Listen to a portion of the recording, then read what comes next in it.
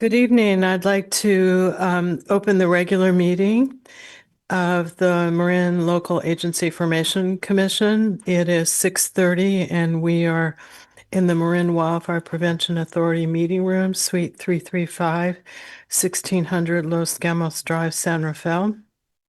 And I'd like to go ahead, but also mention that Commissioner Berto is on Zoom. Looks a little dark, and our attorney Mala is on Zoom. Hello, Mala. Uh, can you both hear us? Yes, we've already Yes. tested the system. Okay, thank you. All right. And roll call by our clerk, please. Chair Kohler, I'm here. Vice Chair Rodoni, Here. Commissioner Caius, Commissioner Lucan, Commissioner Bordeaux, Here. Commissioner Murray, Here. Commissioner Chu, Here. Alternate Commissioner Hilliard, Here. Alternate Commissioner Moulton Peters, Alternate Commissioner Farrak, Here. and Alternate Commissioner Smith. Here. We've met quorum. And Madam Chair, Commissioner Berto is joining us remotely tonight because he is at an official government business. Commissioner Berto, do you have anyone else in the room with you tonight? I do not. Okay. Just for public record, he needs to stay on camera at all times. And if anyone does show up at some point in your room tonight, you need to announce that they are in the room with you. And given that Commissioner Caius has not yet arrived, we are expecting him soon. Commissioner Hilliard will be a voting member until he arrives. Excellent. And Commissioner Berto, if you need a quick bio break, let us know so that we can take a break in the meeting. Appreciate that. Thank you. Okay. So just an agenda review. Does anybody want to request or rearrange? I would say Executive Officer Freed. Yeah, I would recommend items 4 and 5 should be quick, and there are members of the public here for those, so I would keep those in their place. Item 7 is going to be a lengthy discussion. There's several members of the public here, and there's no one that's here to speak on item 6, so I would reverse those two items in the agenda tonight. Okay, Mala, do we need a motion on that to make that change? You can, or Chair, if you'd like to just do so, that's fine as well. Okay, so I'll just executive privilege. We will move item 7 before item 6. Thank you very much. Moving on, this portion of the meeting is for public open time, and it's reserved for persons desiring to address the commission on any matter not on the current agenda. All statements that require a response will be referred to staff for a reply in writing or will be placed on the commission's agenda for consideration at a later meeting. Speakers are limited to 3 minutes. Does anybody wish to speak that's in the room? Is there anyone on Zoom, Madam Clerk? We do have members on Zoom. If you're members of the public that wish to speak, please use the raise hand function, and we will call on you accordingly. Give them a couple of seconds, but I'm not seeing this anyone is raise their only hand. for matters not on the agenda. Correct. I'm seeing no one raising their hand. Okay, I will close open time. Moving on to consent calendar. So all items calendared as consent are considered ministerial or non-substantive and subject to a single motion approval. And I can consider requests from the commission to pull an item for discussion. Does any member of the commission have something that they would like to pull? Okay, seeing none, I'll bring it back. Are there any comments from members of the public in the room on the consent calendar? Any comments on Zoom? I am seeing no one raise their hands for anything on the consent calendar. Okay, I'll bring it back for a motion. I'll move the consent calendar. Okay, so we have Chair Rodoni. It needs to be a roll call vote. I know, Okay. I'm just repeating, and the second was Commissioner Murray. So we do need a roll call vote. Thank you. Chair Kohler, Yes. Vice Chair Rodoni, Yes. Commissioner Bordeaux, Aye. Commissioner Murray, Aye. Commissioner Chu, Aye. Commissioner Hilliard, Aye. Motion passes. Okay, great. Thank you. So we're moving on to public hearings. And the first item is approval of Resolution 2522, annexation of 2349 Nevada Boulevard, 132-031-04 and 132-031-08 Novato into Novato Sanitary District with waiver of notice hearing and protest proceedings finding exempt from CEQA pursuant to state CEQA guidelines, section 15319. Would you like to do the staff report? I will yield to Claire to do that staff report. Okay. So this is another straightforward application of one developed incorporated property located at 2349 Novato Boulevard into Novato Sanitary District. We've heard back from all agencies and all county departments, and everyone is in support. Okay, are there any questions of staff by the members of the commission? Commissioner Murray? Thank you, Claire, for the report. Just one comment on agencies.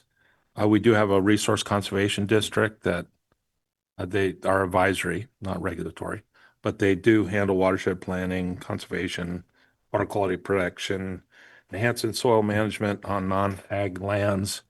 I was reading up on Novato Creek, and it was ag in the 1800s, but I'm just curious, is that one of the agencies we normally reach out to if there's a creek within the jurisdiction that we're looking at? If it's within the RCD's boundaries, we would. This one's outside of the RCD's boundaries. Thank you. I know we're going to get to that later too on their mapping. All right, thanks for clarification.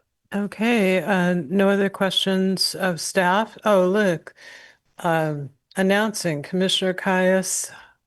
Glad you could join us and sorry about the traffic. We've got a place for you right over here. We're moving it around. And so I'd like to open the public hearing on this matter. And are there folks wanting to speak on the public hearing? We do have a representative of the applicant, but they're here to answer questions if you may have them. Okay, did you want to make any comments before we ask questions? All right, is there anyone who'd like to ask a question of the applicant? And I'm sorry, I didn't catch your name. Could you press the mic button and let us know? Dale White. Okay, thank you very much. Any questions of the applicant? Seeing none, is there anyone in the room who'd like to comment on this application? Anyone on Zoom? I'm seeing no hands raised on Zoom. Okay, I want to close the public hearing and bring it back to the commission. Are there specific comments, deliberative comments that anyone has? Okay, so it's time for someone to consider making a motion. I'll move approval of staff's recommendation on resolution 25-22.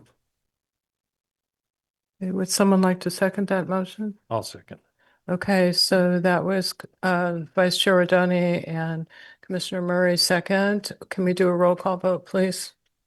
Chair Kohler, Yes. Vice Chair Rodoni, Yes. Commissioner Caius, Yes. Commissioner Bordeaux, Aye. Commissioner Murray, Aye. Commissioner Chu. Aye. The motion passes. Okay, thank you very much, unanimous, and thank you, Mr. White, I believe. Thank you very much. All right, moving on. We'll move on to approval of the San Rafael Municipal Service Review and Sphere of Influence update. And I want to also mention that we received a public comment, and I know there is a commenter here. So Jaron, would you like to give the staff report? Yeah. So before the commission this evening is the final draft of San Rafael area MSR. In the remainder of the public comment time that passed after the last meeting, we did not receive any additional public comment. You have in your packet with this item the matrix of public comments and the edits that were made. We are looking for approval from the commission for the final draft the work plan from the report, and each of the resolutions that you see attached. Following the public comment time yesterday, we did receive a letter from the Marinwood Community Services District, which was added as a supplemental to your packet and everyone received yesterday. At the recommendation of the chair, one of the items that was edited is going to be reverted back to the original language. So Okay, thank you very much. And also, I had asked a question. The work plan in the actual report only shows one item. correct. And so where is the entire work plan? Maybe you could clarify that. Because that was the new item that was added to the work plan. Correct. And so what's in our packet has one item as the work plan, and where's the rest of the work plan?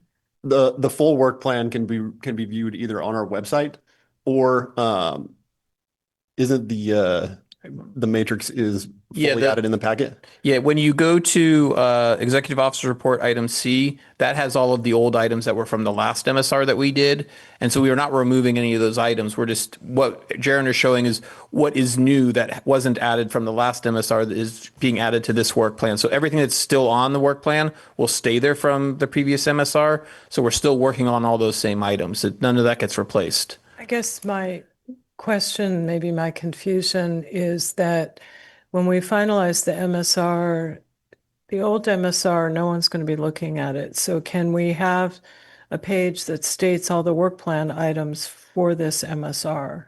Oh, So that yeah, it's complete. In the future, we can add what was on the previous MSR's work plan and have that as an additional to it.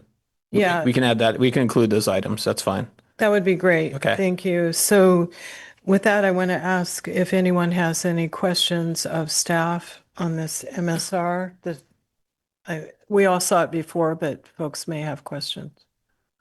Okay, seeing none, I want to open the public hearing on this item. And I know we have Eric Dregeson, who wants to speak on this item. And so opening the public hearing, you want to step up? I mean, I know we addressed your comment, but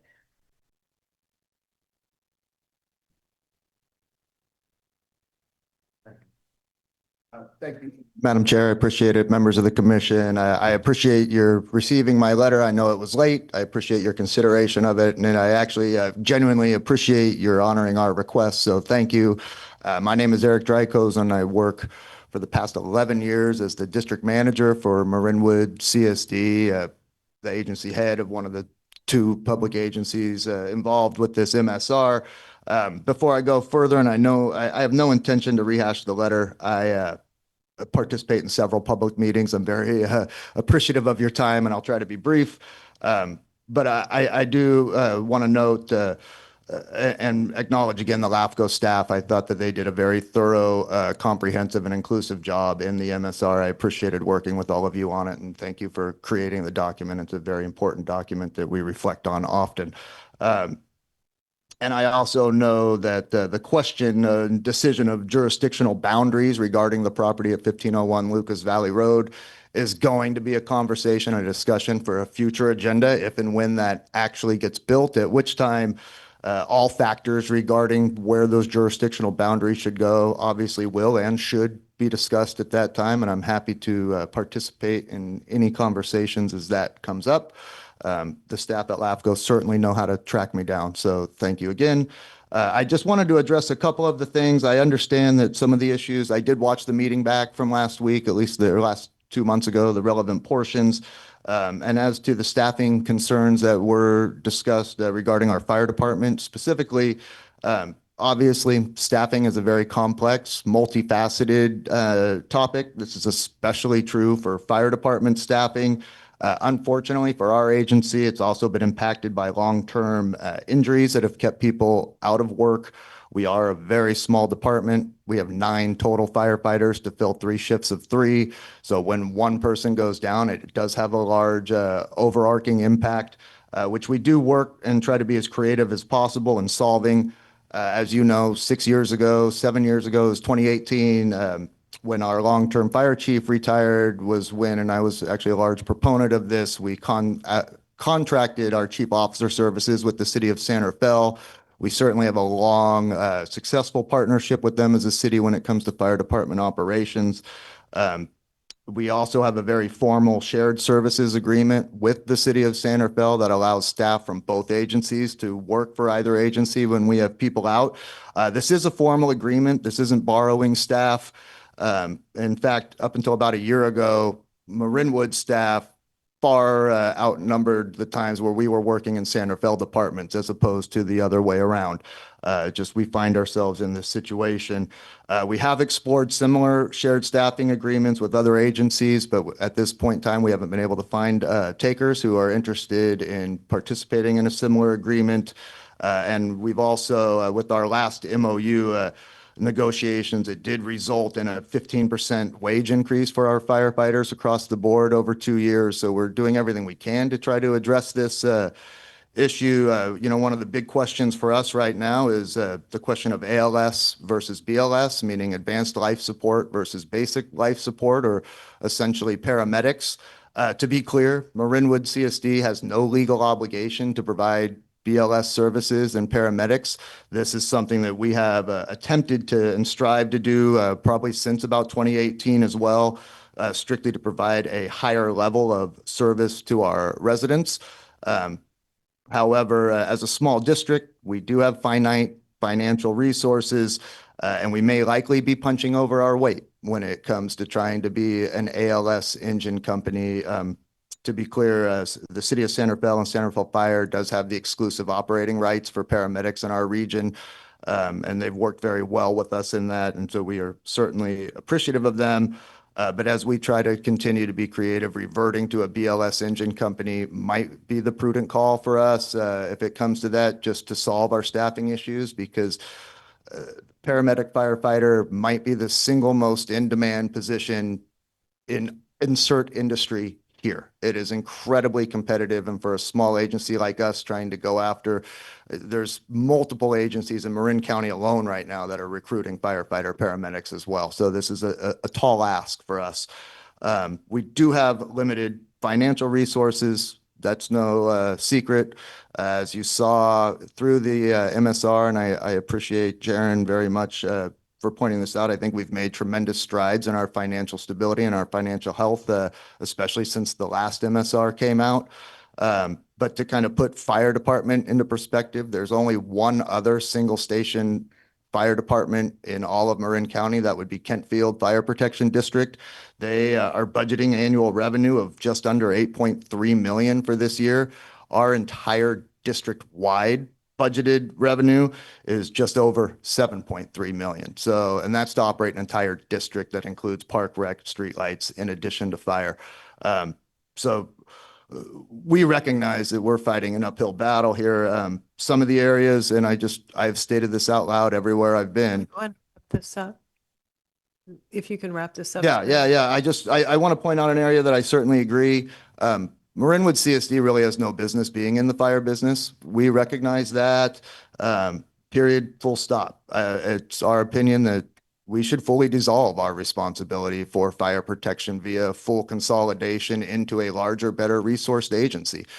You will not hear an argument against that with us. The challenge in that lies in that you have to find an agency that's willing to explore full consolidation. And in the meantime, we have the legal responsibility to provide it. But we have been very transparent with our concerns regarding long-term sustainability. I've met several times with Executive Officer Freed. The LAFCo staff have been very helpful. We very much value and appreciate their assistance in this matter. And again, as I put in the letter, we would welcome further thoughtful discussion with any of the commissioners. I'm easy to find. I live nearby as well, and I'd be happy to sit and talk with any of you at any time. So I appreciate your time. Thank you. Thank you very much. We appreciate that. Others in the room wanting to comment on this municipal services review? Anyone online wanting to comment? We have no hands raised on Zoom. Okay, bringing back, closing the public hearing. Any further deliberation from members of the commission? Yes. For who? Oh, I'm sorry. I want to reopen the public hearing. I guess Commissioner Murray had some questions for the speaker. Yeah, Do you mind coming back up to the mic and turning it on? thank you. Just want to thank Eric for attending. I know he's very engaged of the CSDA, which is the Special District Association. Eric is always there participating, so very much appreciated. Jaren, I appreciate your thanking staff and Jaren's hard work on this, and particularly what you pointed out, your financial situation improving from the last MSR. One of the things I just had a curiosity, and when I was in North Santa Fe and Terra Linda area, we had a traffic incident and just above Kaiser, and it was Marinwood that responded. So I was surprised. So there's a long reach of Marinwood. It seems to work well with Santa Fe and providing services. So I appreciate that personally, what I saw as well. The question is, and just the curiosity is, we have George Lucas and his facilities a little further up the road. How do you interact with that, or is it just kind of ad hoc, or how do you respond fire-wise with their service?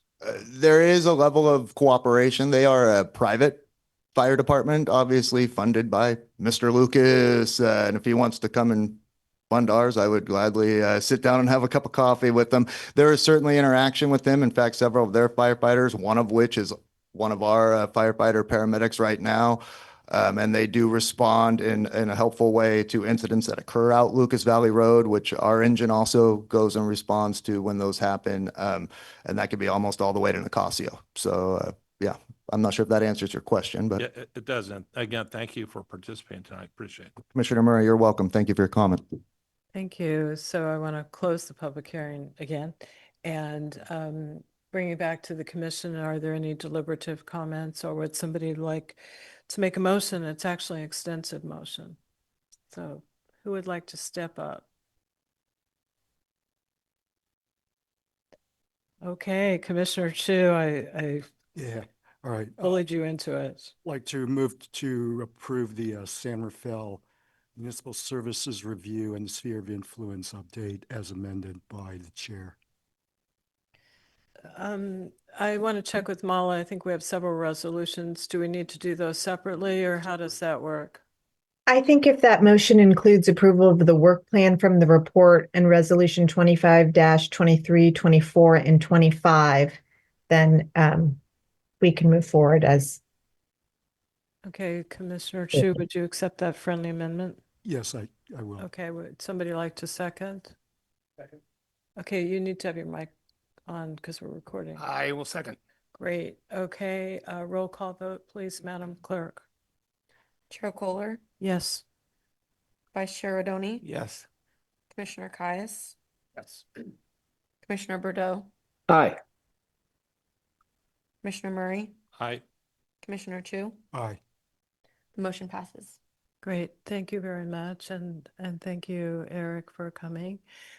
So now we're going to move on to item 7, and this is our informational discussion and receive input from the Commission on potential reorganization, which may include dissolving the San Quentin Village Sewer Maintenance District and annexing the properties within the Ross Valley Sanitary Sphere of Influence into the Ross Valley Sanitary District. And I want to remind commissioners, we're not taking specific action. This is really just informational. This is kind of a complicated issue, and we wanted to get the information out there, and we thank folks who have come to speak matter.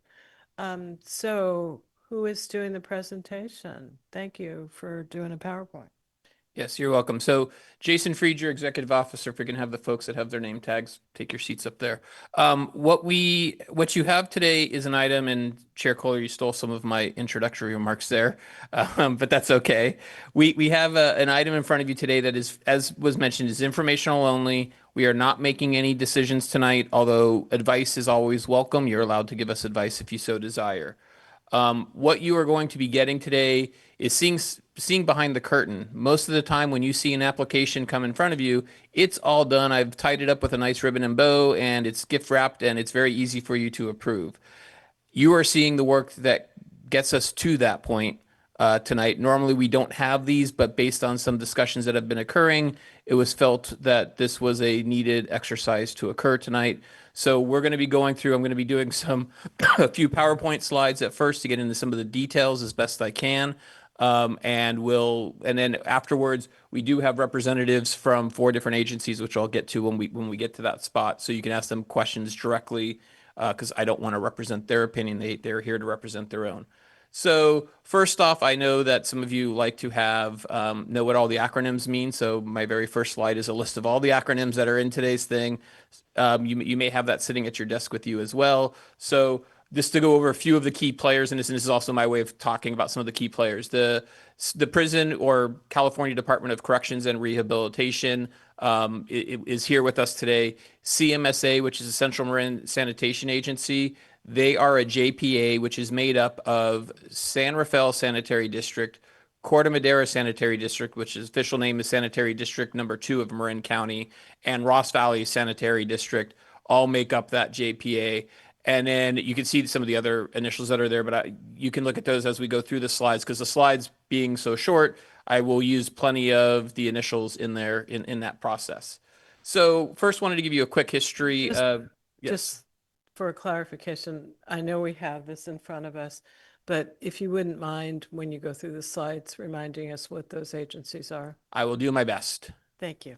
And just so for the record, this slide deck will be put online when the video goes online as well. Claire will have both of them put up at the same time. So it's early next week, this slide deck will be available. I was working on it all the way up to this meeting, so I don't have copies of it here today. So first off, wanted to give you a quick history on San Quentin Village Sewer Maintenance District. You know, the district was first formed in '62, so they beat us by a year. Otherwise, they would have had to have been approved by LAFCo, but they came in a year prior to that.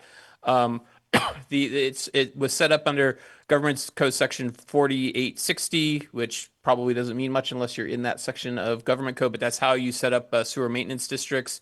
Prior to the finishing of the construction, there were agreements put in place that based on where this was located and based where the prison was located and how you get your treatment to various systems, that they would be able to utilize the state prisons system that is next to San Quentin Village in order to get their wastewater to its proper location. And then in May of 2012, the other like big history thing here is San Quentin Village, which is the county, wearing a different hat for those that need to understand that. San Quentin Village Sewer Maintenance District came to an agreement with Central Marin CMSA, the Central Marin folks, to actually do some of the operations and maintenance of their system, because their offices are not too far and they had the experience and knowledge to do that. And so the county worked with them to help facilitate that, because at the end of the day, there are only really two there were, when I started here, at least only 2 sewer maintenance districts that existed. And so the county doesn't spend a lot of time on this issue because it's public works and they do a lot of other things besides just sewer maintenance districts. So wanted to then get into a little bit of the history of the SOI for just the San Quentin area. It was originally established in '85 when LAFCo was doing all of its SOIs, which is sphere of influence for those that are not LAFCo folks. This is an area where you potentially may annex in the future, but you're not currently within the boundaries. That's what a sphere of influence does for folks. It was then later amended in '07 when we were doing a municipal service review at the time of the Central Marin sewer agencies, a group of them. It was not just CMSA, but it was a whole group of others as well.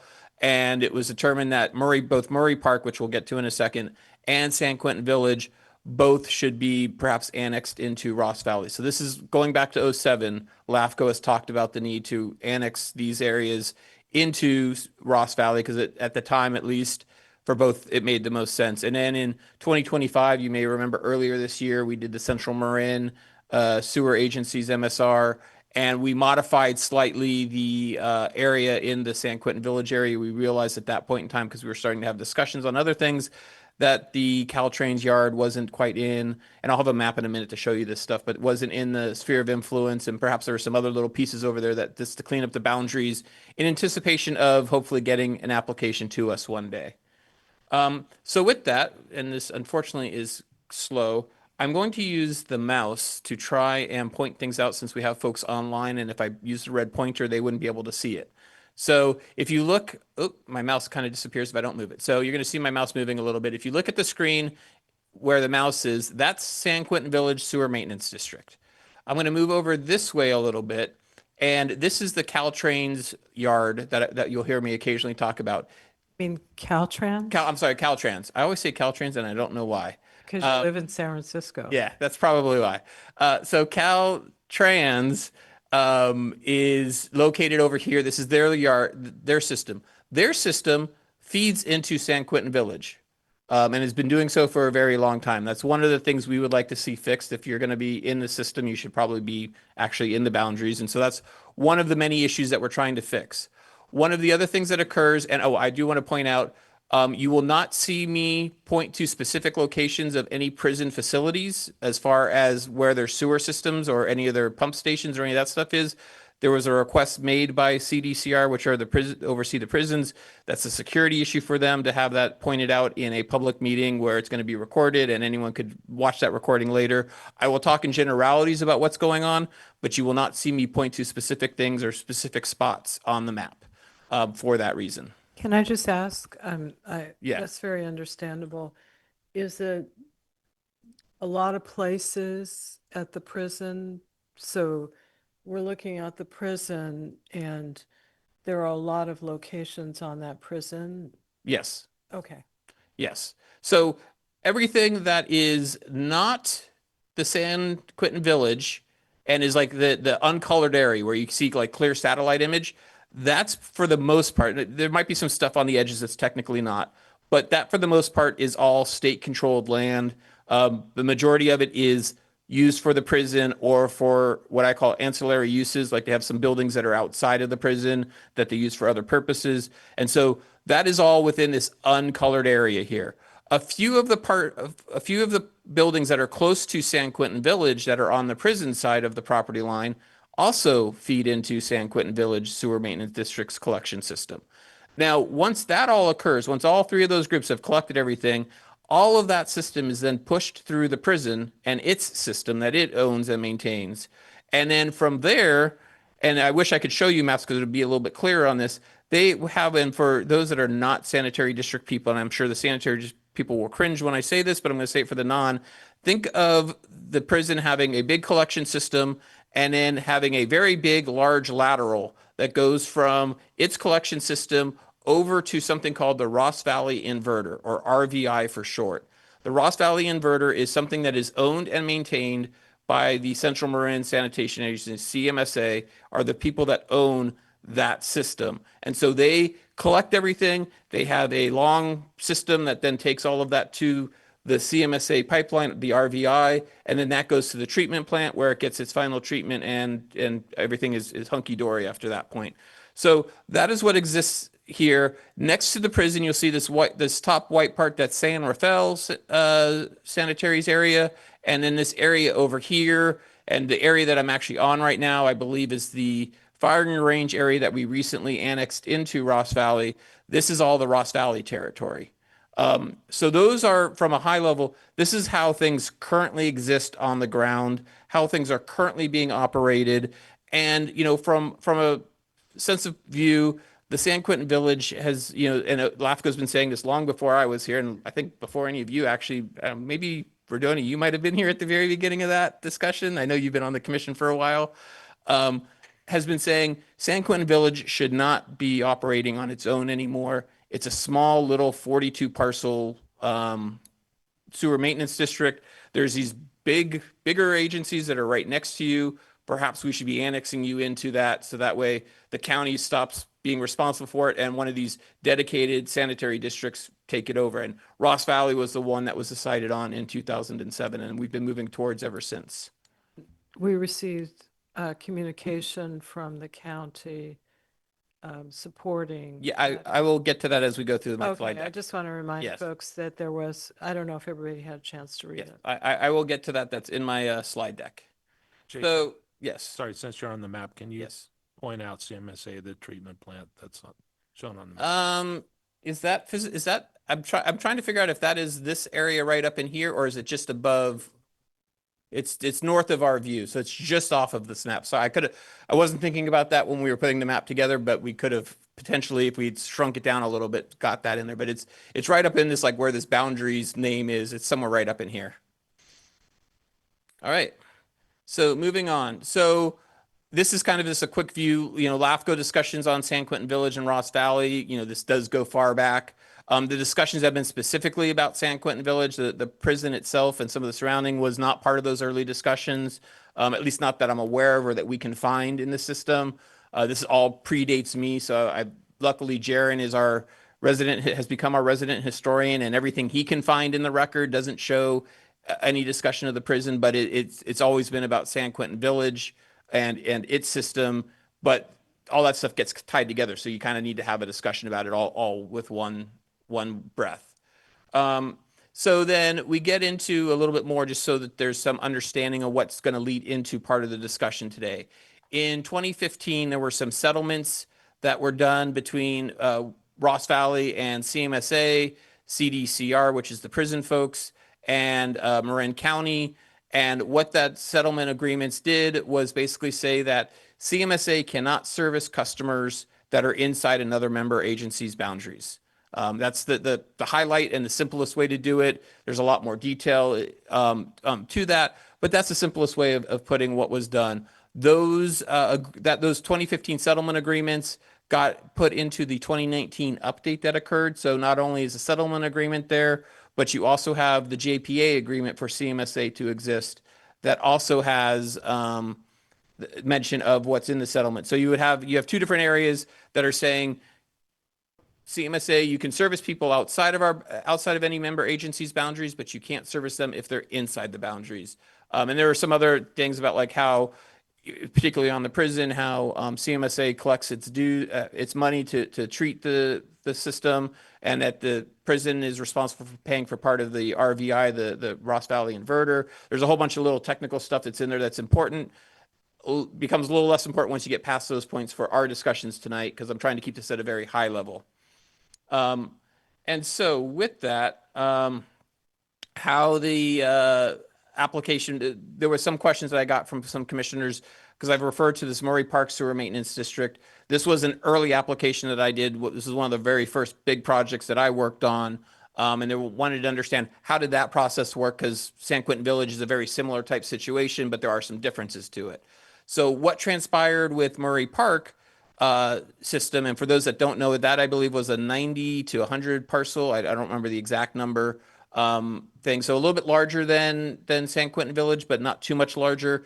Its system actually had one of its main lines that started in Murray Park, went into Ross Valley, back into Murray Park, back into Ross Valley, and off to the treatment plant. So it was a really weird situation of why they weren't all one to begin with. But we started with that one. County staff in that process, I brought everyone together. County staff and Ross Valley staff shared financial and system information. They went over all the details, worked out what needed to be done. Everyone was in agreement that there was something, that this was a feasible operation for Ross Valley to take over. I mean, they were pretty much already doing it because they had the one line anyways that was being done by them. So the groups worked out everything. We then took that out to community to have a discussion with the community. The community agreed that no, this made sense, that they liked it. They had some concerns, mainly that they had a large pot of money that was sitting there. And what we did is we guaranteed them that money could only be used for Murray Park, or what would become former Murray Park residents, that money would stay with them. Most of where that money went to is Ross Valley didn't increase their rates because their rates were very low at the time. So Murray Park used that money for a short period to offset their rates. And then they set up a special lateral program. If someone in that area needed to fix their lateral, there was a special pot of money just for those folks to help them get some money to fix their lateral. You might recall in our last MSR we actually made note of how that money was spent. And that was one of the promises that LAFCo made to the community was, we will monitor this money for you when we do our MSRs. Until that money is all spent, every MSR will have mention of this in there. I think they spent all their money now, Jaron? Yeah, so we won't have to do that for another MSR, but we did that for this one to make sure that to show the community how the money was spent. So both groups went to their boards, they approved it, came to LAFCO, and we approved it. It was one of those nice, well-wrapped application's very complicated to do, but when you got it, you voted on it and approved it. So that's how the Murray Park And process works. just to be clear, we dissolved Murray Park. Yes. So- Murray Park got dissolved, and it was a reorganization where Murray Park got dissolved and Ross Valley annexed the entire Murray Park area. And I asked for this specifically because we have some new members and not everyone was here from Murray Park. So thank you for putting that together. Not a problem. My pleasure. So wanted to now go over some San Quentin Village specific history since I've been here since 2018. What has been transpiring, just so it's clear. In 2018, as I mentioned, we were working on Murray Park. San Quentin Village was also there. Ross Valley requested that we only work on one, not both of them, and they requested that it be Murray Park first. So we said, sure, that makes sense. Let's do one. Let's not bite off more than we can chew right at the beginning, because I was still learning some of these processes myself, so I was happy to do that with them. Once we completed Murray Park, I went back to Ross Valley in early 2020 and said, hey, are you guys ready to start talking about San Quentin Village? They requested that we not do that because there was an issue that they were having with permitting. I don't remember the exact issue, is with county roads and having to permit with getting easement rights or stuff like that. And to be fair, this was not just Ross Valley that had this problem. This was a problem that many sewer agencies were bringing up. And so there was a group of them trying to work together. I actually tried to help collaborate a couple of meetings between the sewer agencies and the county, as just more to help be a neutral person, help push those meetings forward, because I wanted to see this done, and I understood that that was holding it up. Unfortunately, I'm not sure if any resolution ever came, but nothing ever really came back to us. Every once in a while, I would check in with Ross Valley, say, hey, is there any conclusion to this? Are we ready for San Quentin Village? And the answer was no, we're not ready to move forward on that. So that gets us to late 24, early this year, where we were working on some other applications, the firing range, as well as, we were doing the MSR, and the Ross Valley said, okay, we're ready to now start talking about San Quentin Village. But while we're doing that, we would also like to add in the prison and some of the other surrounding area. And I said, I've got no problem with having discussions about other stuff. That's not, I'm not going to get in the way of that. And so we started down that process. And then in May of this year, CDCR, which represents the prisons folks, wrote a letter to us, and that is in your packet, that says that, hey, we've got some issues with this, and their issues relate back to those settlement agreements. They have agreements with CMSA to do work on their behalf, and they enjoy those agreements. They want to keep those agreements in place, and I think they recognize that if this comes forward, they lose the right to do some of those agreements with CMSA, or potentially all the agreements they have with CMSA, and so they requested that they be removed from it, and then that's where it caused a bigger discussion to start transpiring. And so I have a very quick position of each of the government agencies here. I figure since they were going to be here in person, I could just give you the quick highlight, but I will let them speak for themselves once I'm done with the presentation. And if you have questions for them, they can speak at that point. So Ross Valley wants to annex the entire SOI for the San Quentin area, include the prison, the Caltrans yard, and all of San Quentin Village. And there might be a parcel that's separated out just to make clean boundaries out there that no one's using. And so that's what they're looking to do. San Quentin Village sent a letter, the county on behalf of San Quentin Village sent a letter yesterday to us. I forwarded that to all of you, so you should have a copy of that. Their basic comment was, we want to get rid of San Quentin Village because they understand that they are not the best people to be doing that work anymore. It's, they have one sewer maintenance district left at this point. It's public works. They have a lot of other projects. So they would like to get rid of that. The letter also does seem to express support for having the prison be part of an application. So they are okay with moving that forward. That was something we learned yesterday. CDCR, which represents the prison folks, is in opposition, as I just mentioned on the last slide. They have some serious concerns on how they currently function and operate, and want to keep those operations intact, and don't view being annexed into Ross Valley as benefiting them. They view it as, as a detriment to their work as a prison. So they would prefer to do that. And then CMSA has expressed a concern because of the agreements that they have with the prison. They actually have 3 employees that are directly tied to those contracts. So if those contracts go away, in all likelihood, those positions go away with them. Now, would those individuals get unemployed? I don't know. They might be able to rework some stuff, but at the end of the day, 3 positions do go away. that are directly tied to those agreements. Excuse me there. And so on August 20th, the Ross Valley Board had a meeting. I was not aware of that meeting until after it occurred, but I did go back and listen to the meeting itself. There seemed to be, from my perspective, two very large concerns that they had. One is that agencies, thank you.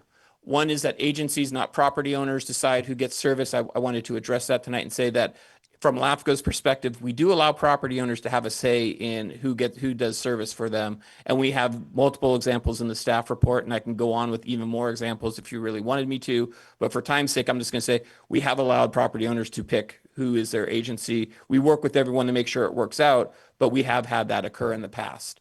The other concern is that San Quentin Village currently uses the prison system to get its wastewater from them over to the treatment plant. And there are no, as far as we can tell, and the county I know is looking into this still, there doesn't seem to be any agreements in place to physically do that. I personally don't think that the prison is ever going to just cut them off and say, we're no longer letting you go through, because that's not, they're a good state government agency. That's not the type of attitude that a good government agency does. But I get the concern that Ross Valley would be saying, we need to have access rights. I will say I partly disagree with the logic that they have to be within the boundaries of the district in order to have those rights.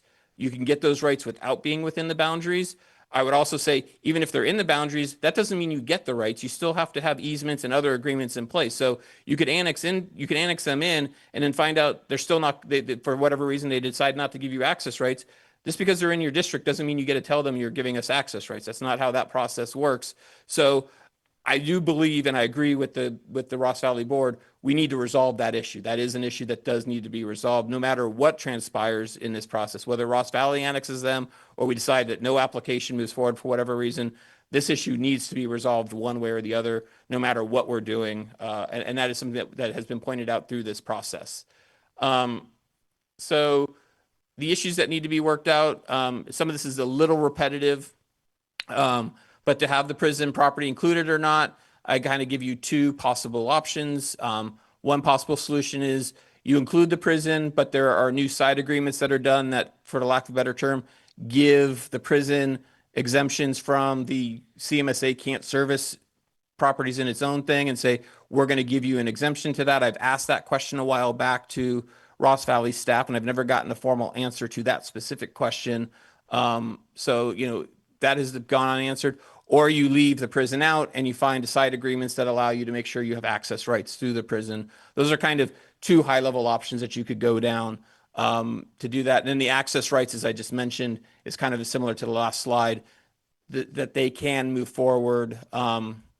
Either which way, we need to figure out how to resolve the access rights issue. That is something that will need to get worked out at some point. And then the one thing I will note is we have not yet gone to the community to have that discussion like we did with Murray Park.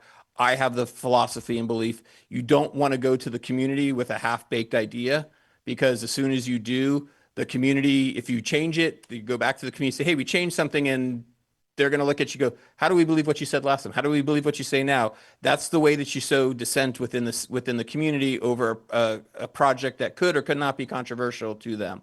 So I want to make sure that it's clear. We still need to go out to the community and talk to them, and they may have their own concerns that we need to address. I think because we did Murray Park, I have a pretty good idea what some of the concerns are that they're going to raise, because they're probably going to be similar to the Murray Park concerns. And we luckily already have answers to those. So there'll be a quicker response to them on that stuff because of that. But they might have concerns that Murray Park didn't that we need to address as well. So I want to be clear on that part, that there are more concerns may be coming forward once we do that part of the process. So I posed into my staff memo two questions for you. The first question is, LAFCo, since I've been here at least, has had a position of, we don't want to do applications that force people into something that they don't want to be a part of. And that's kind of been a general philosophy of this commission. Now, there's always can be an exemption to the rule, without question. You can always say, well, this is an exemption. This is different than the other things we've done. But in this case, at least as things sit today, you have an application with someone who has major objections to what we're trying to do. And so there were some questions that were put into play during that August 20th meeting that Ross Valley had, that questioned whether or not we should be who has the right to say we should be moving forward or not? And so I wanted to bring back to this commission, would this be a case where, and you're not giving us a final answer tonight, let's be very, very clear, we don't have an application, but in a general rule, do you still believe that forcing an applicant into something that they don't want to be a part of is a direction that LAFCo wants to go in or not? I would encourage you to think about these right now. Let's talk with the folks, and we can come back to these questions after we've had a more thorough discussion. I just want to put this question out there. I think you might also want to briefly mention what protest proceedings are. Yes. Because that's, forcing is one thing, but protest proceedings can really unravel things very quickly. Yes. And cause a lot of staff time, money, and still not go the way certain people want. Yes. So protest proceedings, you have never had one of those in Marin LAFCo since I've been here. You had one that almost appeared when you tried to do the SASM stuff, and then the commission ended up voting against the actual application, so that never materialized. But that, as far as I know, is as close as you've ever come to a protest proceeding in recent history. And that goes back years before I've even been here. So what a protest proceeding is after LAFCo has given its approval, the people who are impacted by what you're doing, the general public, have the ability to protest what you've done if they disagree with you. There's two different ways that it goes about, and I'm going to keep this at extremely high levels. There's a lot of different nuances in there, and I'm not going to get into them today. But from a high level, either property owners can protest or registered voters can protest. There's two different paths that you can take depending on how the area is made up and who actually submits the protest. What transpires is either 25% of the property people to say, we're opposed to this. If you get a signatures on the proper petition that goes through the Department of Elections and all this stuff, and they say you have 25%, there is a vote of the property owners. Similar to registered voters. If you get 25% of registered voters, the same thing occurs. If more than 50% sign that official protest packet, it automatically overturns whatever LAFCO did. So there's not even a vote. If you get, and when you think about this, you're talking about a very small area, so there's not a lot of properties out there. You're talking about a very small area, so there's not a lot of registered voters out there. I mean, there's a lot of people that technically live there because there's a lot of people at the prison, but they're not registered voters. But there are some people who live next to the prison and live in San Quentin Village that are voters. So all of a sudden, if you're thinking, 42 parcels, let's just say every parcel had 2 registered voters per them, which would be high thing. You're talking 20% or 25% of 80 or 50% of 80. 50% of 80 is 40 people. I could go walk and knock on some doors and get the right things. If I knew what I was doing, I could very easily go and walk and knock doors and get 40 people to probably sign a petition saying we oppose it, at which point this is automatically dead. If a protest proceeding occurs, and I have not done the full research into this, but there is a cooling off period where no one can come back and do a new application with us immediately after a protest is done. You have to wait a period of time. I have to do my research for the exact, I know at a minimum, I think there's a year. Depending on the type of protest, it might be longer. So there's definitely some stuff in state government code that you want to be careful about. So we don't want to have something that we know is going to protest and potentially win. You've got to take those applications. I don't want to say you take them more serious than your other applications, but you got to take that protest proceeding very seriously because that impacts what can occur in the future and how people react. And if you have a protest proceeding that is successful, trying to go back to that community even after the cooling off period ends, it's still going to be difficult because they're still going to remember, not that long ago, you tried to do this to us. Why are you at our doors again? We're just going to say no to you right away because we don't even want to talk to you. So if our goal is to try and make sure that we're annexing stuff and getting people in the process, having something that has a potential protest could have very damaging impacts, not just in the near future, but in the long term, because people tend to have long memories. And so that's what the protest proceedings does. And that's why part of my question in question 2, we set up in our fee schedule a way for when we mention something in an MSR, we're not going to charge an application fee. Well, we mentioned in the MSR that we have San Quentin Village. We never mentioned in the MSR that there's actually this prison property as well. So if this application came to us with the prison in it, would we view that as okay to our fee schedule to waive our LAFCo fees? We don't waive third-party fees, but we will waive our fees. And taking that even one step further, if we know we're going to get an application that's going to have a very lengthy staff time-consuming process involved with it, do we waive our fees? Because that's going to be a lot of staff time that we will need to charge an applicant if we didn't have this in our fee schedule. So that's kind of the second question. I don't want you answering those right this second. I actually want to get to questions for me or questions that you have or comments from those folks, and we can come back at the end to those questions. Just ask, I think Vice Chair Rodoni has a question, Yep. but do we want each of the representatives to make their spiel first? I would, whichever you want to do, I would give them the opportunity to give a spiel. But if you want to ask questions of me first, you can.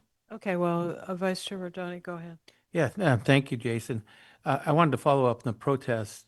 Wanted to make sure I was clear. Isn't the San Quentin Village District a separate protest from the prison? No, if you have them all in one application, it is one protest for the entire app. You cannot, a protest proceeding cannot split up the application. You take you're protesting the entire application. So everyone in the entire application who's impacted has the same general basic rights to be part of a protest and get counted based on however the system works to count them. And just an FYI, I think with current state law, there may be people in the prison that are voters, registered voters now. So just so you know. Okay. I was, Resident, yeah, resident of Marin. I forgot about that new law. Yes. So there could potentially be voters within the prison itself that could have the right to vote. How they would vote, I wouldn't know. Any other questions? Oh, Commissioner Caius? I have just a quick comment, just for some perspective. The prior event that Jason referenced about having a protested action on this and trying to force consolidations was something I was intimately involved with 10, 12 years ago, whenever that got started. In my opinion, the big reason that that got as far as it went was because Jared Huffman was local then, was trying to make his point to get elected. Obviously, did get elected, but it was a nightmare that dragged on for years and years and years. And finally, all the work that got done and all the hundreds of thousands of dollars that was attempted to force the consolidation, all was done for nothing. It all got overturned. So I just want to put that into perspective. If you get to the point where, you know, you're trying to force a consolidation of these districts, that's not a simple kind of thing. At least it hasn't been in the past. I think that's helpful, and I think several of us watched the August 20th meeting of the Ross Valley Sanitary District Board, and I don't think they were familiar with this protest issue based on some of their comments. All right, so for each representative, we'll start on the left, could you state your name and what agency you represent, please? And you need to speak into the mic, it's being recorded, so press the button, please. You need to hit the button first. You need to There you hit the go. button. Okay, I'm trained. Okay. Jason Dow, and I'm the manager of the Central Marin Sanitation Agency.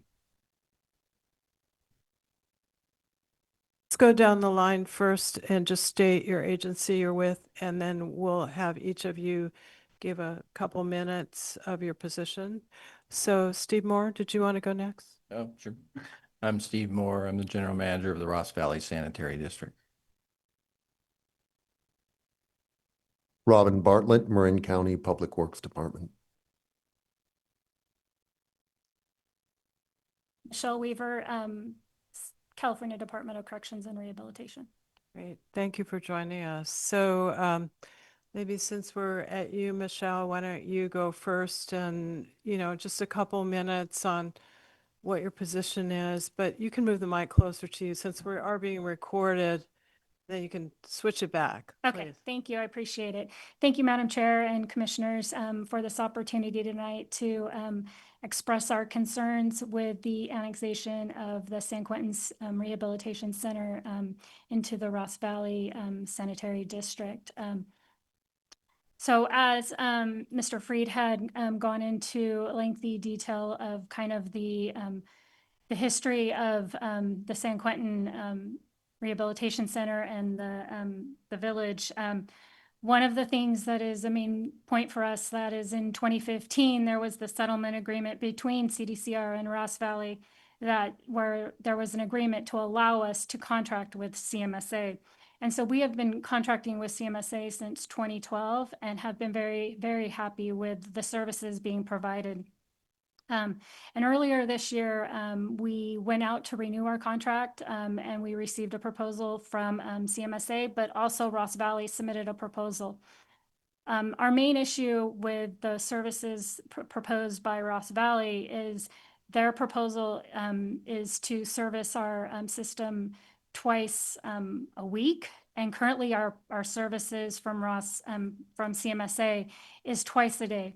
So I don't know how familiar you guys are with correctional facilities and the type of systems and water treatment that we have, but our residents tend to throw a lot of stuff down our system, from blankets to towels to plastics to all kinds of things. So if our bar screens are not cleaned on a regular basis, checked daily, our concerns are there'll be spills, violations, our pump stations will be damaged, in addition to impacting our residents where we will need to stop water services. We'll have to bring in all types of portable toilets, showers, everything to provide services to our population. So, I mean, not having Ross Valley not be able to provide the services that we need is one of the reasons, in addition to the 2015 settlement agreement where all parties agreed to allow us to contract with CMSA. So, I mean, really at this time, we don't support the annexation because it would require us to go with a provider that won't be able to provide the services that we need for our facility. Thank you. And sorry, Chair, I just we forgot to mention, we do have a timer clock up. So if you're paying attention to one of the screens, you'll see it, the countdown occurring. We forgot to mention that, so my apologies. Why don't we give them each 3 minutes, just because this is really critical and hearing from each of the agencies is important. So do your best to stay on time. Thank you. Good evening, Commissioners, and I'll be brief. Hopefully, you had a chance to read the letter from Marin County, but I'll very quickly summarize. As has already been stated, our primary interest here is looking for the interests of the residents of the village over the short term and long term. So we're looking for an agency such as Ross, who has stepped forward to be able to deliver these services and be more able to deliver these services than we are. They're an expert in this area. That's what they do. They do sanitation collection. And whereas Marin County Public Works does many things, so they are well positioned to handle the specialized needs of the sanitary collection. They're also very knowledgeable of the regulatory environment, which is a critical component, and would be better positioned to be able to respond in emergencies.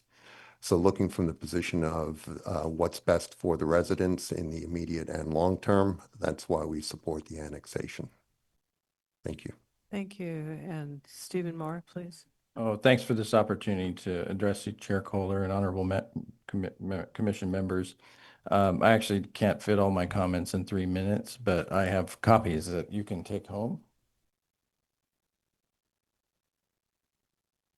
Well, just do your best to be as succinct as possible. Oh, yes, absolutely. As you're aware, at our regular August board meeting, staff gave our board 3 options. 1 was to take no action, 2, annex the San Quentin Village Sewer District as requested by LAFCo, or 3, annex the whole sphere of influence, a continuous boundary to Richmond Bridge. Board members deliberated over our research and analysis and directed us to pursue option 3 unanimously. And I'd like to present 5 main reasons why you should support the annexation of the whole sphere of influence. I want to acknowledge the CDCR comments. That scenario of 2 times a week is an eventual scenario where after we implement state-of-the-art technology so that we wouldn't have to go twice a day to do clean bar screens. So that's something we can clearly work out. And that was a really first draft proposal. So at any rate, I'll continue my comments. Before I present the 5 reasons, though, I'd like to make a couple of remarks. I thank LAFCO staff for putting together the staff report and especially these questions for the commissioners to consider. But I want to let you know it's a partial account and there's key information missing that has bearing on this decision about annexing the sphere of influence. Importantly, the prison doesn't just pay CMSA for treatment, they pay for operation and maintenance of the collection system, which is our expertise and authority. And RVSD has never been supportive of this arrangement in its LAFCo sphere of influence. Recent analysis conducted by RVSD, this is all documented in the July 2025 board meeting, has determined that the prison has been significantly underpaying for treatment. And this underpayment has been subsidized by RVSD ratepayers in the system that CMSA set up without RVSD input. Here, 90 days later, CMSA has not disputed RVSD's findings. RVSD also recently analyzed indicators of CMSA's operation and maintenance and does not agree with CMSA's O&M approach in several areas and believes CMSA is overcharging the prison for operation and maintenance. So really for the district, this decision, it revolves around the classic choice between doing what is easy and doing what's right. Option one, to take no action, is the easy choice for us. After all, why take on the responsibility and liability of a marginally documented 75-year-old 4-mile system with 3 pump stations immediately adjacent to San Francisco Bay, with a state prison no less? It's much easier for staff to continue to manage its 200-mile system and continue racking up statewide awards for transparency, public outreach, excellence, innovation, and resiliency in collection system management. But our research and analysis has revealed issues that really should be addressed now in our sphere of influence to prevent further decay and erosion of equity, the collection system, and to provide proper public health and environmental protection, which is central to our mission.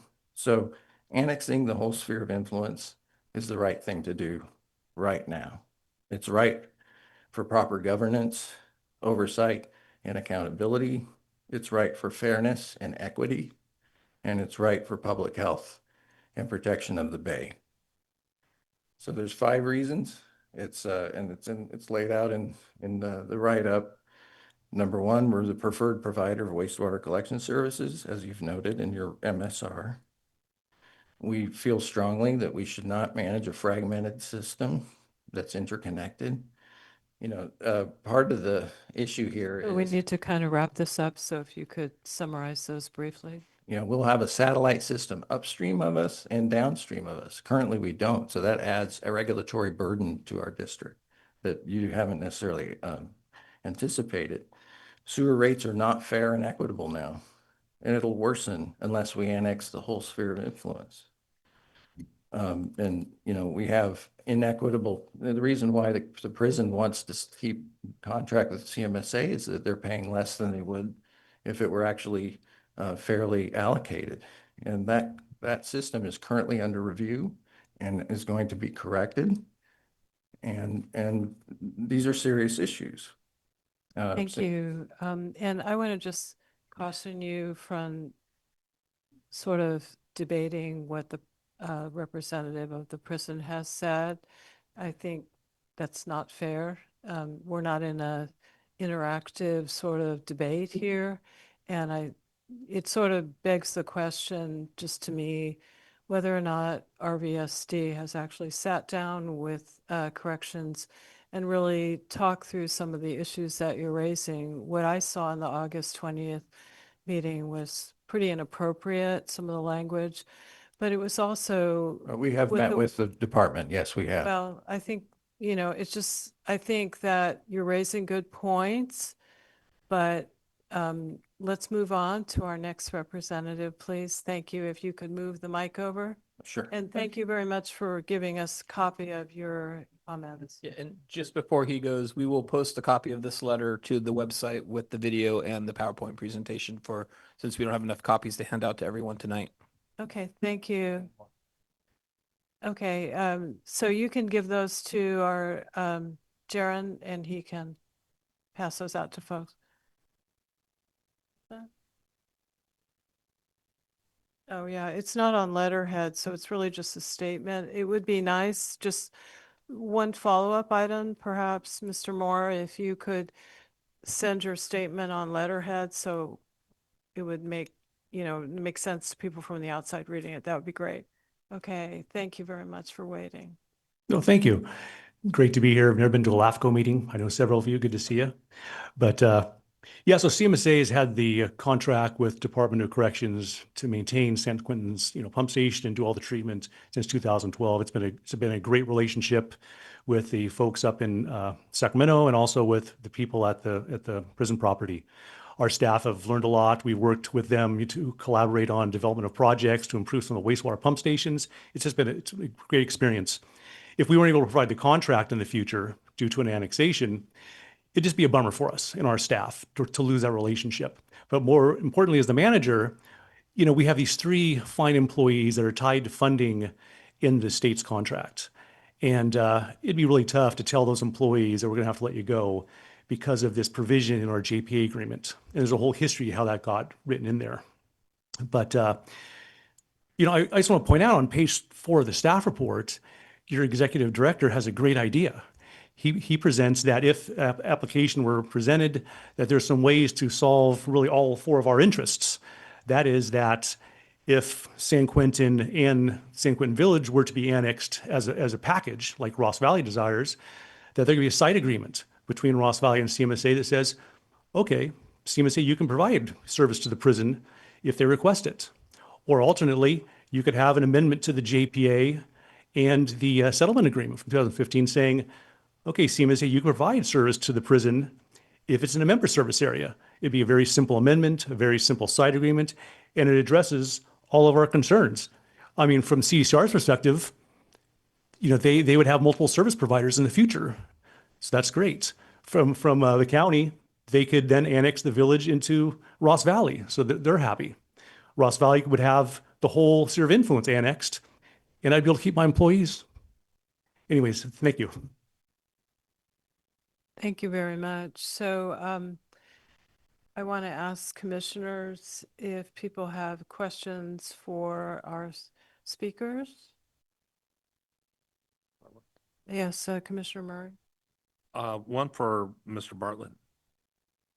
So in the staff report here, it talks about prescriptive easement, and I'm not sure if you've worked this out with the state or not. And I think Jason mentioned this in his report to us about really kind of cleaning up things, which was a large part of Murray Park as well, and making sure that was well positioned as it did go into Ross Valley.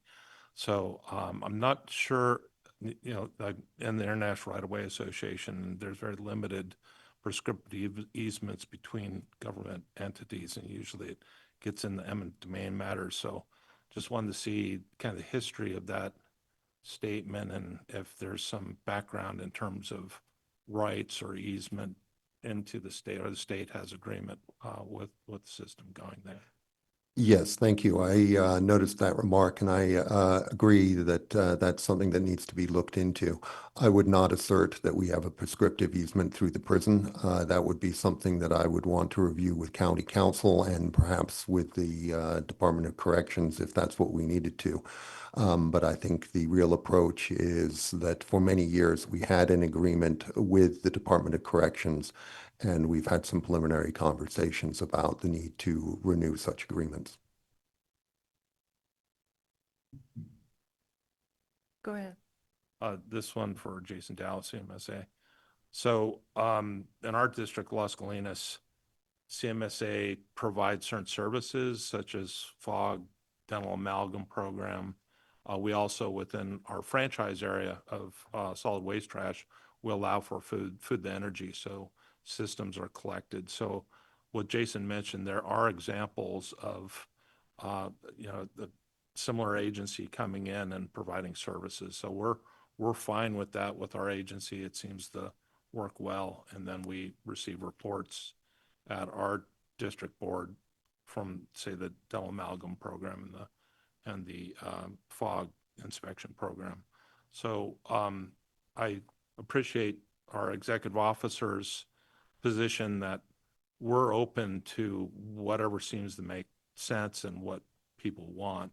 So I'd really be interested to see the state's perspective on what they would like, and then also perspective here in Marin County of what's the best way to manage what's at hand, which is the sewer systems, and what's the best way to approach that. And kind of the side note here is any rights of a larger entity. And I speak when I was in Long Beach, we had the U.S. Navy with their housing program ascribed that they didn't have to follow any local laws, that they didn't have to go through planning, zoning, that they could do their own thing. So I'm not sure if that's the case at all with the correction facility, rehabilitation facility. But that would be interesting to me to see, the state's position in terms of, hey, we've been here longer than most. This is the largest area. This is the service level of service that we would like to see in any application of law that would prescribe that. And then also just encouraging everyone here tonight to kind of work together and bring to us, like what Jason mentioned, is a pretty solid application. So as it's rolled out to everyone that's affected, there's some level of agreement on how to go forward with this. Thank you, Commissioner Murray. Do others have questions? Okay, no one. I just want to make a couple of suggestions here. I mean, the simplest course of action for LAFCo, barring because of protest proceedings, would be to look at annexing the Caltrans as well as San Quentin Village. And then perhaps we do things as a courtesy to assist facilitating discussions about these side agreements, to get these things worked out, what you mentioned. That would be the simplest, to get some of this off our books and ready to move, so that we're left to really one item, which may or may not be possible to be annexed, but there may be side agreements that could take place. And to me, that's, coming forward. I went to a couple years ago a Cal LAFCo meeting where they talked about protest proceedings and how they can go on for years and nothing gets done. And I think the state has tremendous number of resources, and I believe Michelle, and I'm sorry, what was your last name? Weaver. Yeah, thank you. The state has tremendous resources to mount a protest, but besides that, I think Michelle spoke to some of the issues that they face in a prison that is very different than what we deal with single family homes and apartments and commercial buildings. And it sounds like your first proposal to the prison, Mr. Moore, was very limited, and it does seem as if I'm sorry, but we used to manage the system for 30 years before. We know what prison waste looks like and know how to manage it. I just want to make that clear. Well, thank you. But I did forget something, which is called public comment. So thank you, Vice Chair. We got so wrapped up in it. And so I want to ask, number one, if folks in the room would like to make a comment, you can step up to the mic. Make sure the mic is on at the podium, please, Mr. Kelly. Yes, it is. Thank you very much. I'm Doug Kelly, the president of the board of directors of Ross Valley Sanitary. And having just put back on the board president, I resigned my position and put Tom Gaffney back at Central Marin San. Both fantastic agencies, both really well run. Jason has piles of awards, and so do we. but our awards are in wastewater collection. That's what we do for a living. I would like to thank both of you, Chair, and I'm sorry, I don't know your name, sir. Commissioner Murray? Thank you. I think we do need to talk more with the prison, and I invite Ms. Weaver to come to Ross Valley Sanitary and sit down with us privately. We don't have to have a board meeting. I would love to do that. There's things we can do. We know things, and one of your comments, sir, was compliance. I have some concerns about some compliance issues. I'd like to get that done, and I would always consider the prison, like anybody, a customer. So no, we don't want any protests. We don't want anybody fighting. We want to work this out, and we want to work well together. We think we can provide a better service, and we'd like to talk about that. Thank you. Okay, and I just want to mention, I'm sure Ms. Weaver, there are a number of folks at the prison who would want to be engaged in such a meeting rather than just you, potentially. Yes, that would be correct. Thank you. Okay, I'm assuming there's a lot of facilities folks, et cetera. Thank you, Mr. Kelly. Others in the room would like to make a comment? Anybody on Zoom? If anyone on Zoom would like to make comment, please use the raise hand function, or if you don't know how to do that, turn your camera on and just wave your hand around and we'll notice that. Give them a couple seconds here to do that before we close public comment on this. I'm not seeing anyone online do that, so I think we're clear. Okay, so I would like to close public comment, and I think President Kelly recommended a good idea would be to sit down with representatives of the prison in a more informal setting and really talk about, you know, how your service would be helpful, how you could meet their needs.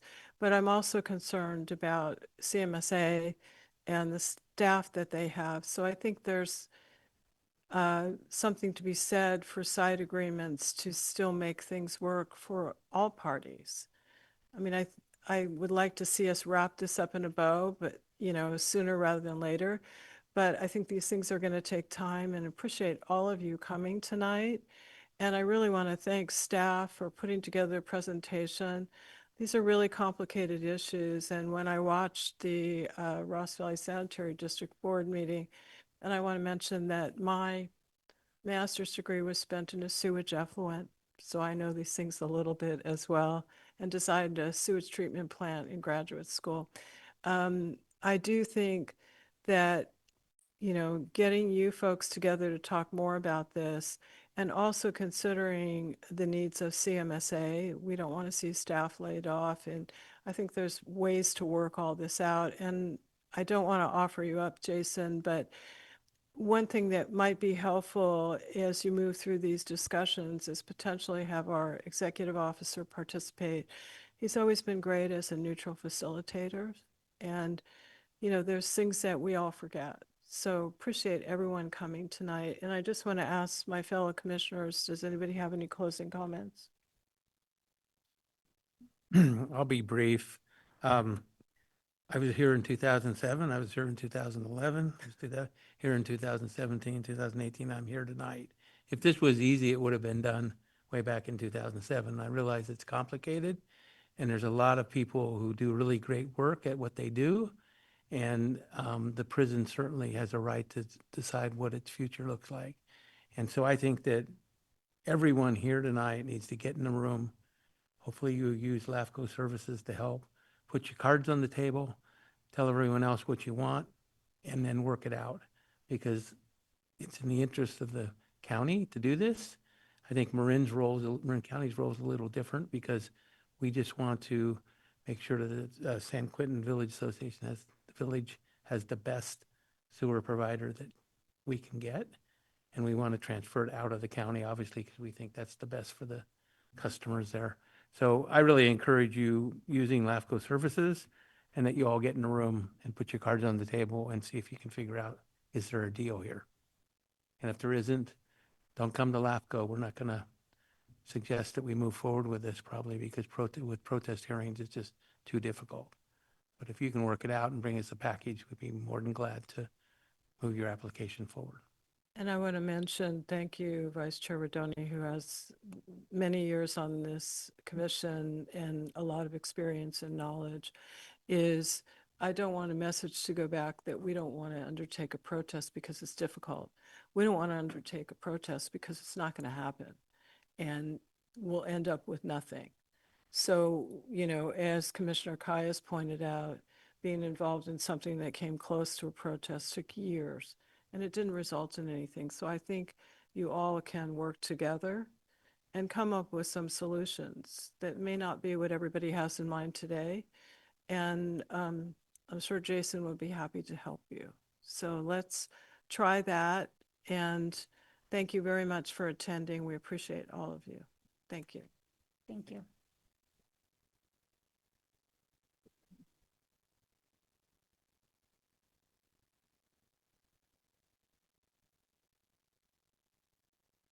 Does anybody need a quick bio break? Are we ready to just power through? We're pretty close to being done if we power through. All right, let's power through. Okay. All right. Thanks, folks. If you could take your conversations outside, that would be great. We got a little more to go. Yeah. Okay, our next item is discussion of Marin LAFCo applicant and general public satisfaction survey process and next steps. Please take your conversations outside. Thank you. Jason, did you want? Yeah, I'll do a quick presentation here. So the budget committee, when it was going through its budget process earlier this year for the current fiscal year's budget, made a comment about wanting to understand how do we know if we're doing a good job with the general public. So what staff did based on that suggestion was put together a very short, simple survey. When you get to these longer surveys, you tend to get people who don't answer the questions or answer a couple and then leave because they just don't want to sit there and answer a bunch. So we created a few simple questions and then kind of went back a little bit to older applications, folks that we had emails for that we've helped and assisted on stuff and sent them and said, hey, would you be willing to do this? We sent to just over 10 applicants slash general public who we've assisted in other ways and got 4 responses back. From a percentage perspective, 40% response is actually very, very good. I mean, let's be honest about that. That is a very good thing. And I give Claire 100% credit for getting those 4 because she might have pestered them just a little bit. Not much, but just a little bit to try and make sure we got a few responses in. But the reality is we're talking about 4 responses over the course of what would have transpired to 1 fiscal year's worth of work. So you have those results in the packet. We got very high marks across the board. Everyone seemed to be satisfied. One person gave the lowest we got was a score of out of a scale of 1 to 5 was a 4. So I'm taking that as a victory lap. Like, hey, we are doing good work. The public respects what we do and appreciates what we do. We do have some comments in there that we have reviewed and are making sure that if there's something that we can do better, we're of course going to work towards doing it better. So the question that I have for the commission is, do you view 4 responses a year as something that we should continue? What we have been doing since then is as an application completes, like today we completed an application. Once we do the final steps, which you guys don't see, but a lot of the paperwork, Claire will send a survey to that applicant, say, can you fill this out? And we would get it back. Do you want us to continue to do that? Do you find this to be a useful use of staff time and resources to continue doing this is kind of question 1. Question 2 is, how frequently do you want to see these? Do you want to see these at every meeting? Do you want to see these half a year in 6 months? Do you want to see these once a year? I will note, if we're getting 4 over the course of the work of a year, doing these every meeting, you might have meetings where you have none because we just didn't have any applications or any general public inquiries that require that someone filled out a survey for. If we do these once a year, you're probably going to get a little bit better average of what's actually going on over the course of the year. But is that too long of a period for you guys to see it? We, of course, see them. We will see all of them as they come in. So we're going to react to them as we get them if something needs to be corrected. But the question is, what do you want from us? We're happy to do whatever the commission wants. We just want some direction as to what you want us to be doing moving forward with this type of a survey. Okay, and I'll turn it over to members of the commission, including alternates. Do you have your finger up? Is your mic on? I would personally think that we don't need to have these every month. Getting 1 response and looking at 1 response doesn't seem to be very meaningful. Doing once a year seems like it's kind of right, given you're only going to have 4 of them. So I wouldn't put a whole lot of effort into them, but doing them once a year and reporting seems like a good idea to me. Okay. Okay, others? Rachel or Commissioner Farrak? Alternate. Alternate. Thanks. How long is it taking to do the surveys as far as staff time? At this point, it's 2 minutes of Claire's time to send them a thing saying, can you fill out the survey? And then if they respond to it, all of us actually get the response. So we will all look at it. So maybe another minute or two of looking at the responses, because it's not a big survey. So it's not hard to review. And then once a year, if we were to do this, like, Commissioner Kaya suggested, once a year, we're going to put a few minutes into a staff report, writing up and putting it in the packet. But that's not really that much time at the end of the day. Then I would agree doing it once a year. Just one thing, I managed to work with Streamline to get it as a fillable form that just sits on our website on the application page, which is why you see it formatted the way it is. So it's always easily accessible for people.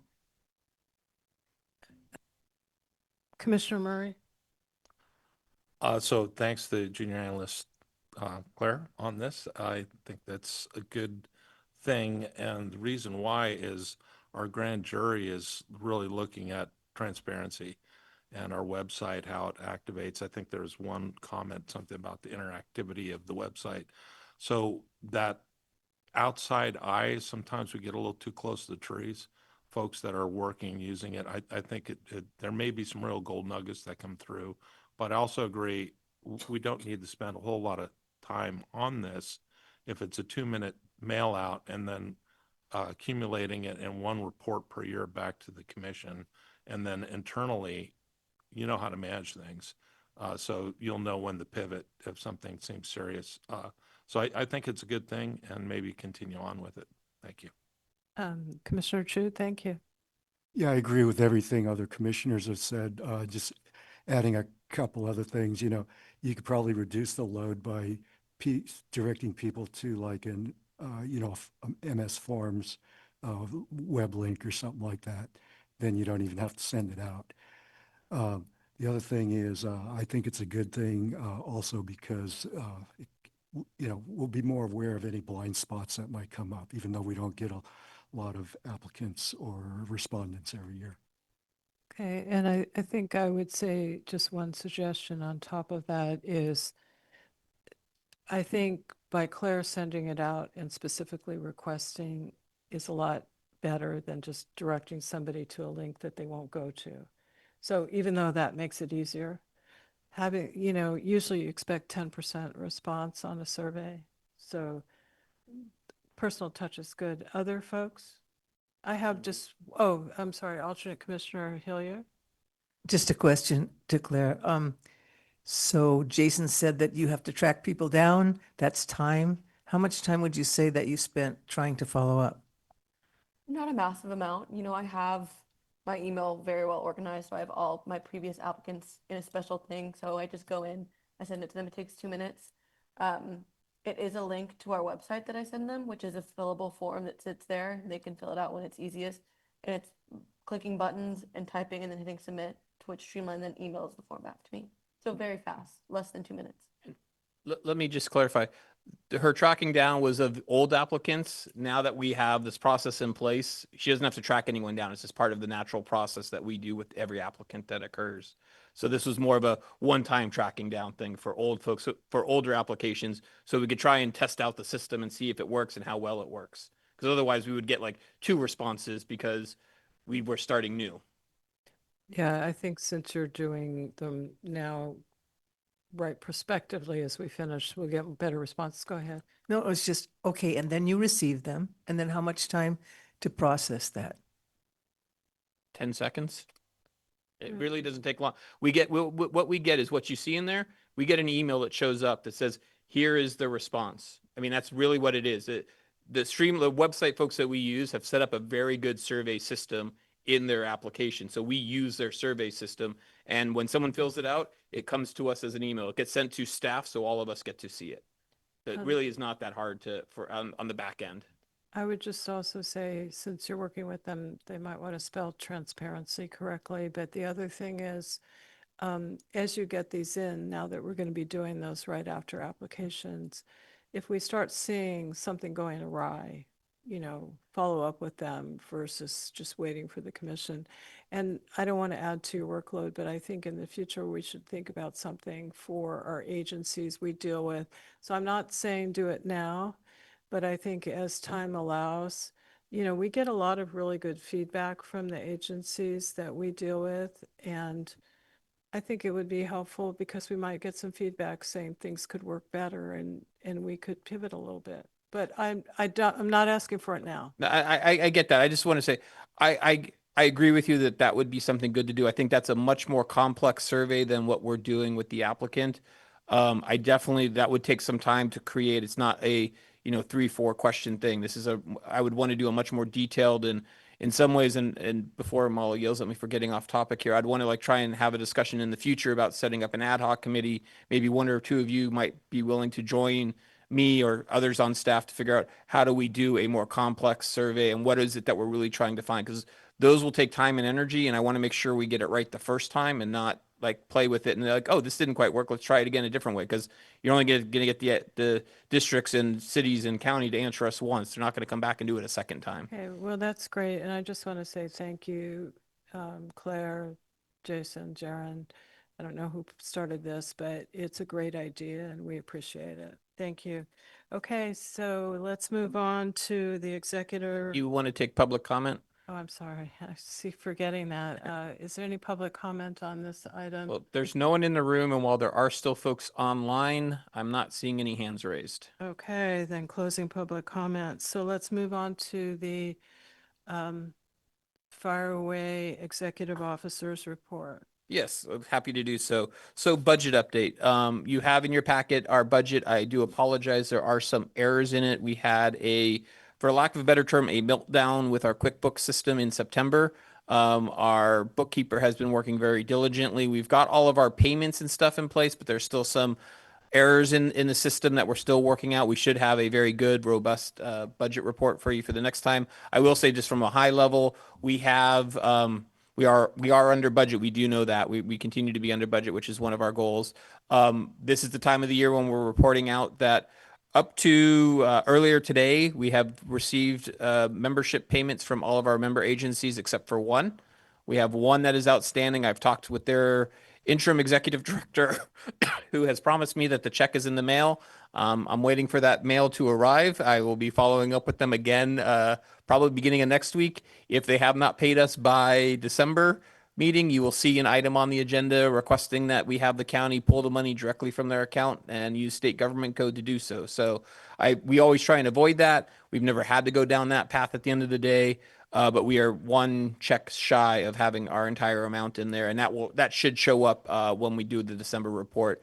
Based on how the county does things, they do a report. We get it middle of the month. So next week we will get who paid us in September. I've already checked with county staff, and they're able to confirm that everyone but one has paid.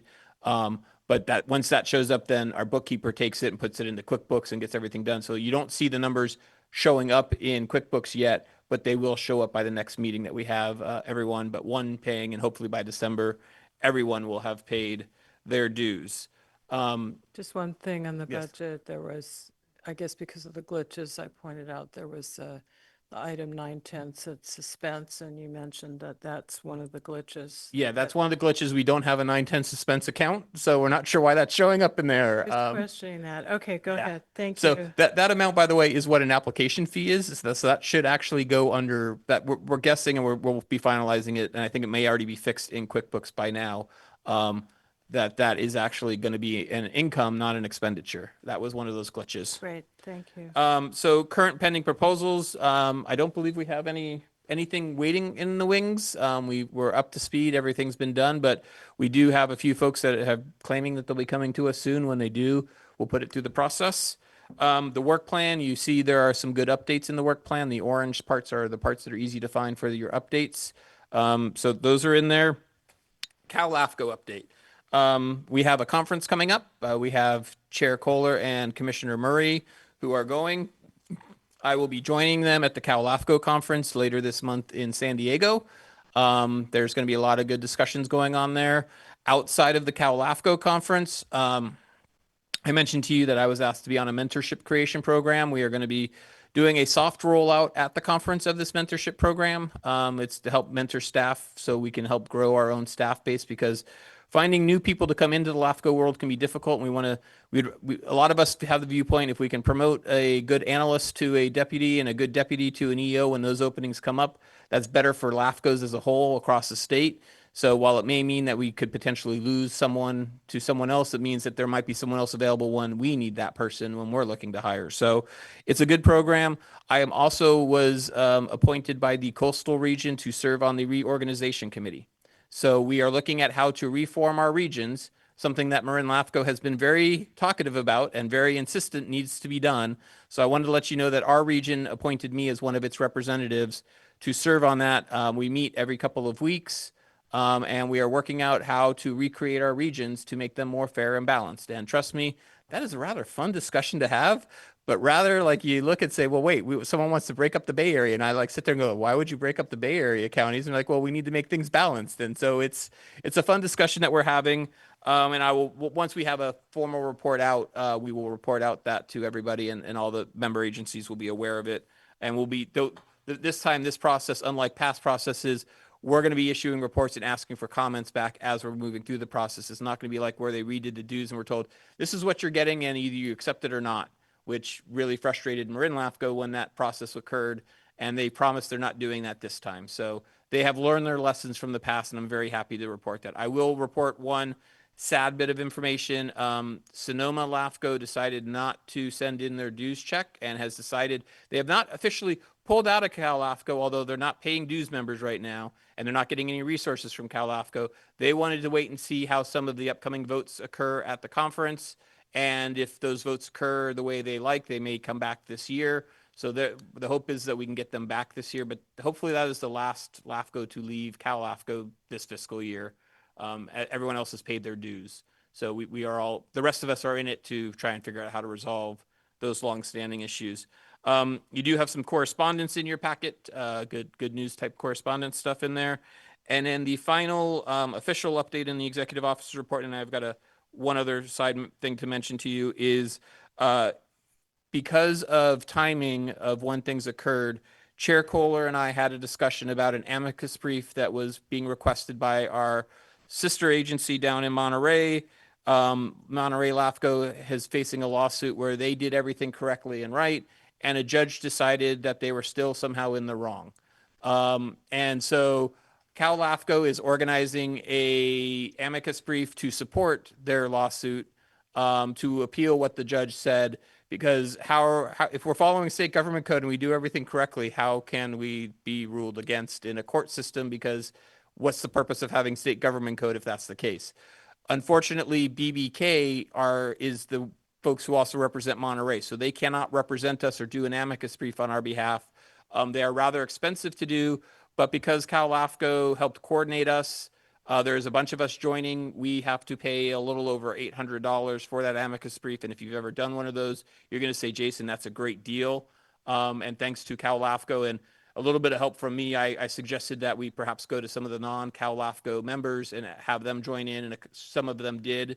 So that was able to bring down our costs even more in the process. So we have not yet seen that amicus brief. They're still drafting it. They're in the final stages, but once they do, and if I'm allowed to share it, I will. I think I'm allowed to share it.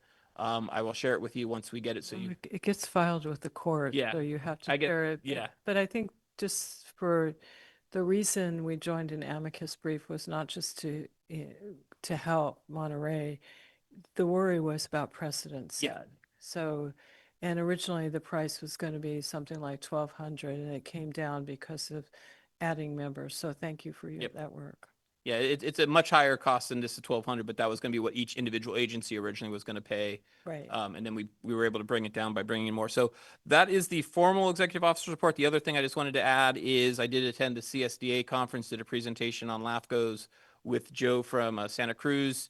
From what we could tell, it went very successfully. I have not seen anything from CSDA saying that anything otherwise. You do all have little notebooks that I left for you. They were handing these things out and had more than they needed, and we're happy to have someone take more than one. So I grabbed enough because they looked really nice, and figured that those of you that like to write in notebooks, You have one now. If you don't use it, feel free to leave it at your desk and we'll use it for some other purpose later. We can give him as Christmas Yes. gifts, probably. So that is all that I have for today's EO report. Okay, and I just want to ask if there's any commissioner announcements and requests. Okay, go ahead. Sorry, there's a question. Yeah, so Executive Officer, just on item C, Marin LAFCo work plan. I had a few comments on that, item E and F. So C, on the property tax review, do we show like how much special districts have given up in terms of property tax? Is there like a collective amount? I know you haven't really spent too much time on this, or it's kind of a lower priority right now, but. Yeah, no, that is about has to do with making sure that like Ross Valley Sanitary actually has two rate structures, one for parcels that they get property tax from and ones that don't. And so there a lot of agencies don't realize that you might need to set up two, because when they get an annexation, they don't get any property. A lot of times, unless excluding fire issues are slightly different, but sanitary districts and water districts tend not to get any property tax when they annex a new property into their area. So we need to work out those issues when dealing with stuff. And this report's supposed to help with that. It's once we get done with the fire study, which is very close, that's going to be the next thing the next report that Claire's going to help me figure out how to resolve. Okay, thanks. The Marin RCD boundary brought that up earlier in the meeting. I went on their website. I know they're very, very limited resources. They're out there in Point Reyes Station. But you mentioned about working on the map, and the map on the website is really amorphic. So for instance, tonight, you can tell what part of Nevada's in or out. It would really be good to see if we could help them in terms of their mapping and perhaps get If you were you looking at our map or their map? their map on their website. Okay. Yep. I can help. Darren? And then the item on dredging, it seems like there's various entities in the county that do dredging, and brought this up several times, but can we look at maybe a county-wide dredging so they could share resources or skills? Seems like Strawberry's kind of in the lurch right now. Yeah, all the folks who do dredging on their own, they don't want to be consulted. They work together. They do coordinate things. So if two of them are dredging the same year, they will coordinate contracts and try and work to get a better deal. So they are working together already, and they want to keep themselves separate. Strawberry is a special issue. Technically speaking, a recreation district should not have dredging unless it's offering water sports type things where it needs the dredging for its own use. Should not be dredging, but they've been doing this for a long time. Unfortunately, the county has taken a position that they're not going to help create a CSA to do it, because they have argued that recreational districts can actually have, and I want to make sure I get this correct, recreational districts can operate recreational facilities, and they have determined that the Bay water is a recreational facility. I don't think I agree with that logic, but I'm not a lawyer. Okay, another one? Yeah, Let's move it along, okay. please. Yeah, the last one is just thanks again, Junior Analyst Claire, and getting the 2 awards for our liability and workers' comp programs.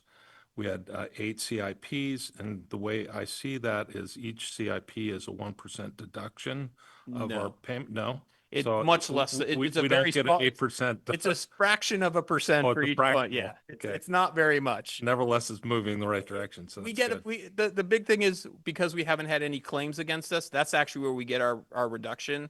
The credits themselves are the side thing that like me attending the CSDA conference, I get a credit for that. But you have to get like 100 credits to get anything really substantive occurring with your thing. So we do what we can, but we're not going out of our way, because every time you need to do a credit, it costs you more money to get that credit than the credit is actually worth on your bill. So we don't actually go out and physically look for credits, but where we have the ability to claim them, we will. Okay, last item on the amicus, and this might be for a Mala question. So they're filing in a certain district with 4 of our counties, Monterey, San Benito, Santa Clara and Santa Cruz, part of the 6th appellate. Our appellate, which is first appellate, we have 12 counties and all but 4 are within our coastal area. Does it make sense to file that within our appellate area, or everything should go to the Monterey 6th appellate district? It's got to go to the Monterey 6th appellate, Yes, so it goes to where it is. The court, where Right. yeah. where the court was, the appeals court, it has to go to that specific district. Okay, great. And then Jason, we're touching base with all the coastal members. Was that the? Cal LAFCo is officially organizing the group. It was just me that made a suggestion about going to the non-Cal LAFCO members on this one to help everyone reduce their costs. Okay, that's it. Thank you. Thank you. And any commissioner announcements and requests? Seeing none, I would like to adjourn to the next meeting, which is December 11th, 2025 at 6:30. Thank you, everyone.